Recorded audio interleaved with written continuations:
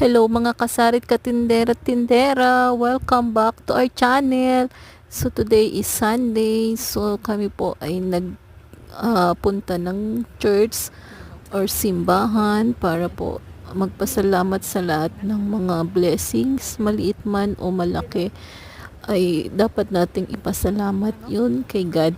So every Sunday po tinatry naming makapag-attend ng mass para po kami ay pagpalain sa aming araw-araw na buhay.